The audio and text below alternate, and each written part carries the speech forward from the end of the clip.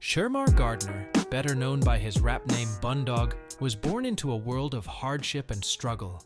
His neighborhood Driftwood Court was known for its unforgiving streets, where dreams often met a tragic end, but little did anyone know that from these very streets, a future star would emerge. Run up on your block, know them things gon' blam. Trust no one, keep the medal in my hand, cause these young niggas out here running. Born October 20th, 1992, Bundog's formative years were marked by adversity. His father, Mark Anthony Gardner Sr.'s street name Prestige, not only has a lengthy criminal record consisting of convictions for drugs and violent crime, but a very bad temper. On a June night in 1995, the then 24-year-old Prestige, who at the time was on parole for bank robbery, decided to vent his usual anger out on a 26-year-old volunteer security guard named David Williams. Williams, who spent his days working for the city as a youth worker, was volunteering as a doorman during a dance for high schoolers at a banquet hall on Western Road. The job was simple: guests provide a ticket, Williams accepts it, and lets them in. Prestige, however, attempted to get into the dance without a ticket, resulting in Williams confronting him. The two engaged in a heated argument that escalated into Prestige threatening to kill Williams. Moments later, Prestige calmly retrieved a handgun from his car, returned to the dance, and fired a single shot at Williams, killing him instantly. "I said I shoot you," Prestige reportedly told the dying man before fleeing the scene. A judge called it a deliberate execution and sentenced Prestige to 15 years in prison for second-degree murder. Bundog was 3, while his brother Quentin, widely known by his rap name Pressa, was just 36 days old when their father pulled that trigger. The murder sentence created a financial crunch in the Gardner household. During a court hearing, their mother submitted a letter saying that money was tight. She was faced with a dilemma. On one hand, she needed to leave the house to earn money. On the other hand, she needed to stay home to keep her children from the criminal influences that pervaded their neighborhood. Either way, the boys would have to learn to a world where good deeds aren't always rewarded. You see, the Gardner family weren't just living in some rough area. They were living in the heart of it. City of Toronto. Statistics show that Driftwood is the least livable community in the city, based on an aggregation of scores for education, employment, mortality, and other criteria. Unemployment is roughly twice the national average. 1/3 of residents collect social assistance, and gun and gang violence is damn near common occurrence. Gang violence in the general Jane and Finch corridor got so bad that it became divided into 2 factions. There's Up Top, which is the north side of Jane and Finch. It's a predominantly Cript territory and is home to gangs like the G-Siders, Driftwood Crips, and the infamous Young Book Killers, a violent crew whom I'll discuss later in the video. Then there's Down Bottom, which is the south side of Jane and Finch, home to gangs such as the Connection Young Bloods, and the Lanes. Down Bottom is where the Bloods call home. Coincidentally, Bundog was raised in the Down Bottom area because his father is originally from there. He spent a few years in the Blood-affiliated block until he moved in with his mother up in Driftwood in the 3rd grade.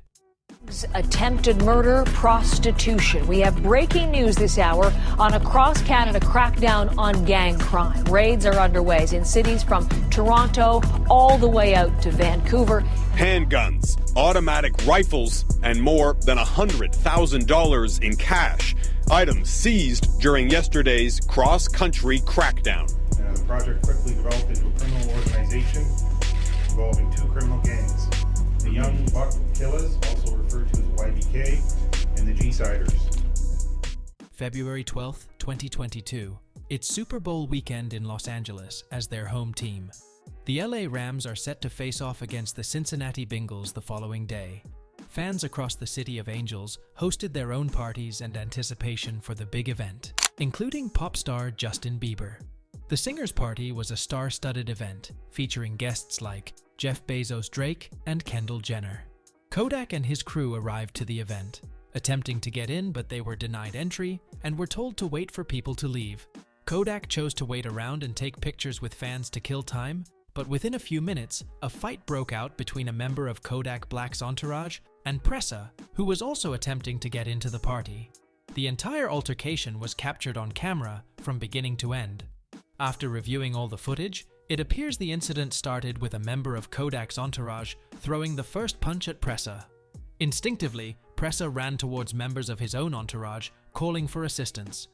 As he was running, Pressa lost his footing and was caught by an angry Kodak Black, who began throwing kicks and punches. Seconds later, a masked gunman appears out of nowhere and fired 10 bullets recklessly in the direction of the scuffle, and total 4 people were struck by bullets, including Kodak, who was hit in the leg. Fortunately, everyone survived. Kodak spent a few days in hospital rehabilitating his wounded leg and was eventually released. The shooting made international headlines and left people wondering, who was the shooter? That question remained unanswered for less than a week, after a blogger by the name of Poetic Flocko released a shocking video pointing out Bundog as the gunman. In the 3-minute and 51-second video, Flocko provided a clip of a one-on-one basketball match between Pressa and singer Ikyo Cyrus. The game was played a few hours before the shooting, and Flocko made note of several people in the background who look eerily identical to the men seen trying to pull Pressa away from the scuffle with Kodak and his crew. Flocko then draws the conclusion the masked gunman must be Bundog because he is always masked up and is usually around. Pressa viewers had mixed feelings about the video. This particular clip went viral on Twitter to the point Kodak Black felt he had no choice but to finally respond. During a 1-hour Instagram live, Kodak went straight at Pressa, and top 5, he claims he never saw Pressa. After the live ended, Kodak posted a picture to his Instagram story of him with rapper Cuban Doll, who was once laid up with top 5 while he was on the run for first-degree murder. Not long after this, top 5 went live with YG on 6buzz's Instagram account. Throughout the live, he referred to Kodak as Hodak Pink and threw numerous insults at him. Well, I think we can all say Bundog has one of the craziest come-ups in Toronto rap history. He had overcome hardships that could have easily swallowed him whole.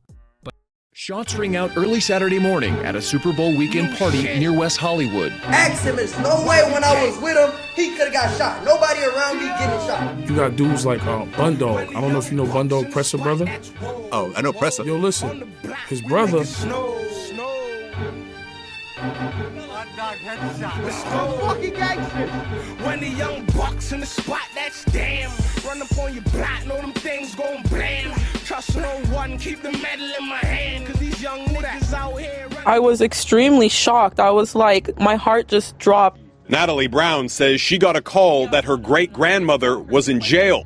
She says police kept her there for nearly 12 hours without food or her medication before finally letting her go.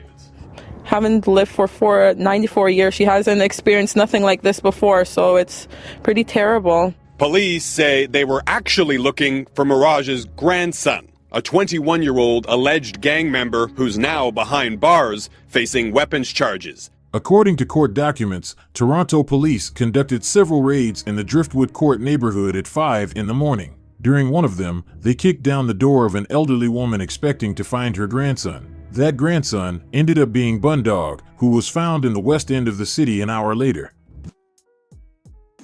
Shermar Gardner, a young individual with hopes and dreams, became another victim of the devastating epidemic of gun violence in the United States. His untimely death highlights the urgent need for reform and collective action to address a crisis that claims countless lives every year. Gun violence remains a pervasive issue in many communities, particularly in urban areas where economic disparity, systemic inequalities, and limited resources contribute to cycles of violence. Shermar's story is a stark reminder of the human cost of inaction. For every victim, there are grieving families, broken communities, and futures cut short. Efforts to combat gun violence require a multifaceted approach.